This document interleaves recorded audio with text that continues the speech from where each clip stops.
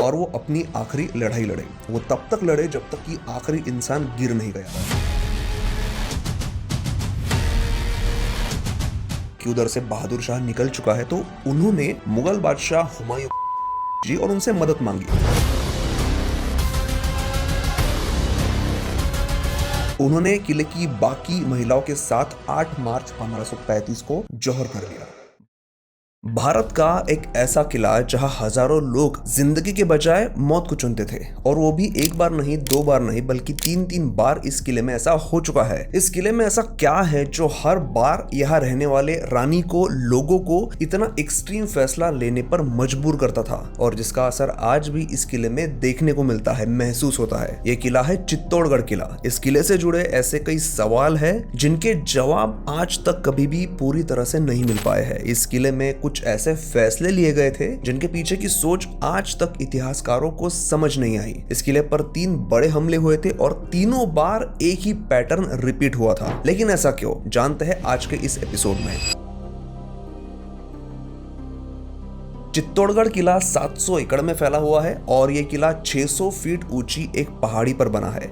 इसकी दीवारें 13 किलोमीटर तक फैली है। 13 किलोमीटर मतलब आज भी भारत में जितने बड़े गांव नहीं है उतना बड़ा तो ये बस किला है। लेकिन सिर्फ इस किले का आकार, इसकी मजबूत दीवारें, सिर्फ ये 2 वजह नहीं थी जिसकी वजह से दुश्मनों की नजर इस किले पर पड़ती थी। इस किले पर दुश्मनों की नजर पड़ने का सबसे बड़ा रीजन था इस किले की जियोग्राफी और पावर। चित्तौड़गढ़ नॉर्थ इंडिया के क्रॉस रोड पर मौजूद था। यहाँ से दिल्ली, गुजरात और वेस्ट कोस्ट तक जाने वाले ट्रेड रूट्स को कंट्रोल किया जा सकता था। जिसके पास चित्तौड़ होता था उसके पास आधे हिंदुस्तान के ट्रेड को कंट्रोल करने की ताकत होती थी। चित्तौड़ मेवाड़ का कैपिटल था। यहाँ सिसोदिया राजपूत राज करते थे और ये जगह सिर्फ कोई टेरिटरी नहीं थी, ये सिर्फ कोई किला नहीं था। इस किले पर कंट्रोल होना एक एटीट्यूड था, एक मैसेज था बाकी सब लोगों को कि हम सबसे ऊपर है, हम झुकने वालों में से नहीं है। सिसोदिया राजपूतों का एक सख्त रूल था, चाहे कुछ भी हो जाए, सामने वाले शासक से चाहे कितना भी फायदा ही क्यों ना हो, ये अपनी बेटियां मुस्लिम सुल्तानों को नहीं देते थे। अपनी बेटियों की शादियां ये कभी भी मुस्लिम सुल्तानों से नहीं करते थे। सिर्फ पॉलिटिकल रीजन की वजह से ये किसी की अधीनता स्वीकार नहीं करते थे, और ये उनका एक कॉन्फिडेंस भी था क्योंकि चित्तौड़ किला इतना बड़ा था, यहाँ इतने बड़े पानी के तालाब और धान के गोदाम थे कि हजारों लोग कई महीनों तक यहाँ पर आराम से जिंदा रह सकते थे। इसीलिए उन्हें ये पता था कि कोई भी दुश्मन उन्हें आसानी से तो हरा नहीं सकता। लेकिन इस कॉन्फिडेंस के बावजूद भी चित्तौड़गढ़ किला 3 बार गिरा, और हर बार जब ये गिरा तब चित्तौड़ की औरतों को जौहर करना पड़ा। यहाँ के राजपूत मर्दों ने केसर लगाकर मौत को गले लगाया था, लेकिन ऐसा करने की नौबत आई क्यों? इस किले पर सबसे पहला बड़ा हमला किया था अलाउद्दीन खिलजी ने। अब इस हमले के बारे में अक्सर सभी लोग जानते हैं तो हम इस विषय के ज्यादा अंदर नहीं जाएंगे। उसने जनवरी 1303 में चित्तौड़ पर हमला किया था। इस हमले की वजह इस किले की स्ट्रेटेजिक लोकेशन तो थी ही, पर इसका एक और रीजन भी था, रानी पद्मावती, जैसे कभी अलाउद्दीन खिलजी ने देखा भी नहीं था। अब यहाँ पर इतिहासकारों के बीच बहस है क्योंकि 1303 के किसी भी डॉक्यूमेंट में रानी पद्मावती का जिक्र नहीं मिलता। उनका पहला जिक्र अलाउद्दीन खिलजी के इस किले पर अटैक के 200 सालों के बाद यानी 1540 में मिलता है। ये जिक्र किया था मलिक मोहम्मद जायसी ने उसकी किताब पद्मावत में। और ऐसा नहीं कि रानी पद्मावती का राजपूत लिटरेचर में कोई भी जिक्र नहीं है। कई राजपूत रिकॉर्ड्स में रानी पद्मावती का जिक्र है, और उसके साथ ही कई सारी कविताओं के जरिए, कहानियों के जरिए ना उनकी कहानी एक जनरेशन से दूसरे जनरेशन तक पास हुई है। राजपूत और मुस्लिम दोनों तरह के रिकॉर्ड्स में इस घटना को एक जैसा ही बताया है। अलाउद्दीन के अपने इतिहासकारों ने भी इस कहानी को लिखा है, और वो इन महिलाओं की वीरता की, सैक्रिफाइस की झूठी कहानी क्यों लिखेंगे? सच कहे तो रानी पद्मावती का नाम चित्तौड़ किले के साथ इस तरह से जुड़ गया है कि चाहे कोई कुछ भी कहे, उन्हें कोई कितना भी काल्पनिक कहे, इस किले के इतिहास से उनका नाम कोई भी अलग नहीं कर सकता। तो अलाउद्दीन खिलजी ने चित्तौड़ की 8 महीनों तक घेराबंदी की थी। फिर धीरे धीरे किले पर का जो राशन था वो खत्म होने लगा। रावल रतन सिंह समझ चुके थे कि अब बचना मुश्किल है, और फिर उन्होंने वो फैसला लिया जिसने इतिहास बदल दिया। चित्तौड़ का पहला जौहर 26 अगस्त 1303 की रात को हजारों औरतें इकट्ठा हुई, दुल्हन की तरह तैयार हुई, सबको आखिरी बार गले लगाया और फिर सबने जौहर कर लिया। राजपूत मर्दों ने केसरी कपड़े पहने और वो अपनी आखिरी लड़ाई लड़े। वो तब तक लड़े जब तक कि आखिरी इंसान गिर नहीं गया। फिर उसके बाद जब अलाउद्दीन खिलजी चित्तौड़ में दाखिल हुआ तो उसे खाली किला और राख के सिवाय कुछ नहीं मिला। ये था चित्तौड़ का पहला जौहर, लेकिन ये आखिरी नहीं था, ये तो बस शुरुआत थी। अब अलाउद्दीन खिलजी की इस घटना के बाद 232 साल बीत जाते हैं।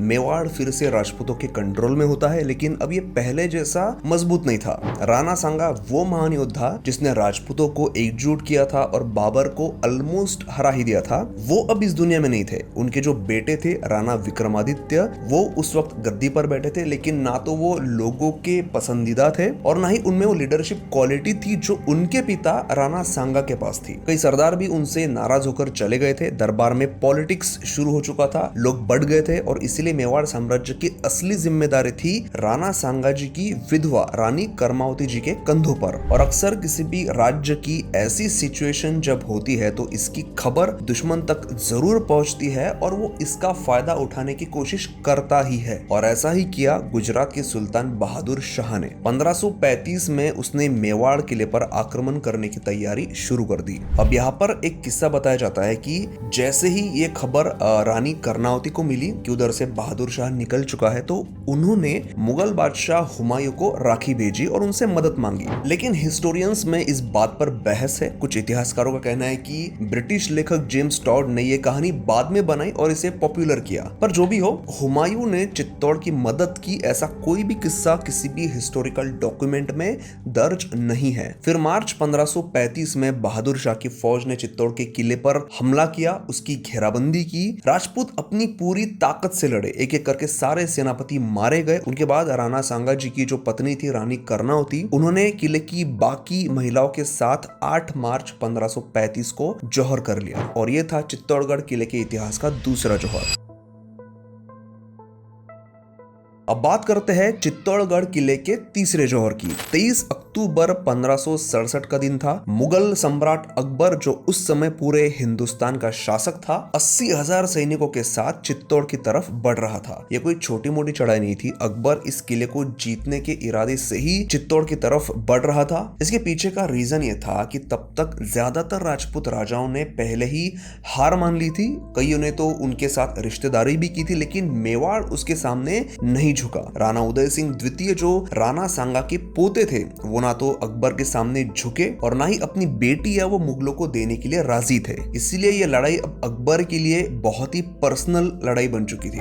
उसके बाद मुगल सेना चित्तौड़ किले को चारों ओर से घेरती है और नीचे से सुरंगें बनाकर धीरे धीरे किले की दीवारों तक पहुंचना शुरू करती है। उन्होंने अपने साथ भारी तोपें भी लाई थी, जिससे वो किले की दीवारों पर हमला करना शुरू करते हैं। और अब ये एक रोज का सिलसिला शुरू हो गया था कि मुगलों की सेना हर दिन किले के दीवार का कोई ना कोई हिस्सा डैमेज करती थी। फिर रात को राजपूत सैनिक उस टूटी फूटी दीवार को ठीक करते थे। इसी तरह 1 महीना निकल गया, फिर 2 महीने निकल गए, 3 महीने हो गए। इसके साथ किले के अंदर का राशन खत्म होने लगा, लेकिन इसके बावजूद भी चित्तौड़ के राजपूत सैनिक डटे रहे। लेकिन फिर राणा उदय सिंह को मजबूरी में एक विवादित फैसला लेना पड़ता है। सभी सामंत और मंत्री राणा उदय सिंह जी को उनसे हाथ जोड़कर विनती करते हैं कि वो किले से बाहर निकल जाए ताकि मुगलों से लड़ाई जारी रखी जा सके। वो पहले तो नहीं माने, लेकिन फिर वो अपने परिवार के साथ किले से बाहर निकल गए थे। किले से निकलते वक्त उनकी जो मंशा थी, उनका जो प्लान था, वो बाद में सक्सेसफुल हुआ भी। उन्होंने जहां पर आज का उदयपुर बसा है, वो शहर उस वक्त बसाया और उस शहर को अपनी राजधानी बनाया और अपनी लड़ाई जारी रखी। अब ये जो उनका किले से निकल जाने का डिसीजन था, इसके ऊपर अलग अलग इतिहासकारों के अलग अलग ओपिनियन है। कुछ इतिहासकारों ने उन्हें डरपोक कहा, तो कुछ का कहना था कि राणा उदय सिंह ने यह कदम इसीलिए उठाया ताकि राजवंश बचा रहे, जिससे मैं भी सहमत हूं कि वैसे भी तो किला टूटने वाला था ही, तो ऐसे में राजा का और उनके वंश का बचना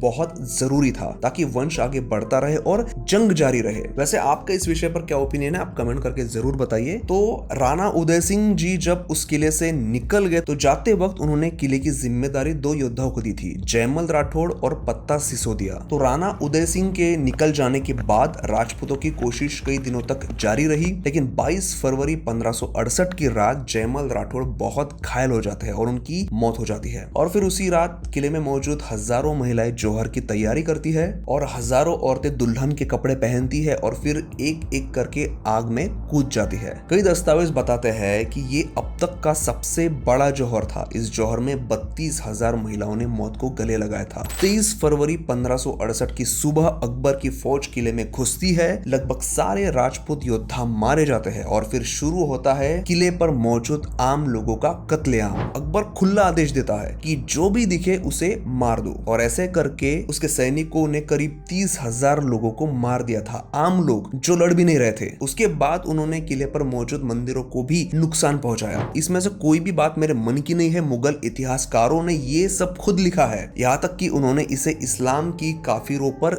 जीत भी कहा था। इसके बाद अकबर 3 दिन चित्तौड़ में रहता है और फिर अपनी मन्नत को पूरा करने के लिए अजमेर की ख्वाजा मोइनुद्दीन चिश्ती की दरगाह के लिए निकल जाता है नंगे पांव। लेकिन जाने से पहले वो आगरा के किले में इस युद्ध की एक ऐसी निशानी छोड़ जाता है जिस निशानी को लेकर आज भी एक बहुत बड़ा विवाद है। उसने आगरा के किले में जयमल राठौड़ और पत्ता सिसोदिया की मूर्तियां बनवाई थी। अब ये मूर्तियां बनवाने का उसका जो इंटेंशन था वो कहीं पर रिकॉर्डेड नहीं है, लेकिन इस पर भी इतिहासकारों के 2 ओपिनियन है। कुछ मानते हैं कि उसने ये उनकी बहादुरी का सम्मान करने के लिए किया था, तो कुछ मानते हैं कि उन्हें अकबर अपने दरबान की तरह दिखाकर अपमानित करना चाहता था और इसीलिए उसने उनकी मूर्तियां बनवाई गेट के पास। तो फिर ये चित्तौड़गढ़ किले की जो तीसरी घेराबंदी थी, इस घेराबंदी के बाद मेवाड़ का इतिहास हमेशा हमेशा के लिए बदल गया। अकबर के पूरे जीवन में चित्तौड़ कभी भी वापस नहीं लिया जा सका। ये किला फिर कभी मेवाड़ की राजधानी नहीं बन पाया। बाद में अकबर का जो बेटा था जहांगीर, उसने 1616 में महाराणा अमर सिंह के साथ एक समझौता किया था। उसके तहत उसने इस किले को राजपूतों को लौटा दिया था, लेकिन तब तक वो राजपूतों की राजधानी नहीं थी। राजपूतों की राजधानी उदयपुर शिफ्ट हो चुकी थी और चित्तौड़ के किले का वैसा इंपॉर्टेंस नहीं रहा था जैसा पहले था। तो ये थी कहानी चित्तौड़ किले की, उससे जुड़े जौहर के इतिहास की। और क्या आपको भी लगता है कि अकबर इतना अच्छा इंसान था कि उतने हजारों लोगों को मारने के बाद उन योद्धाओं की बहादुरी की याद में उसने वो मूर्तियां बनवाई थी?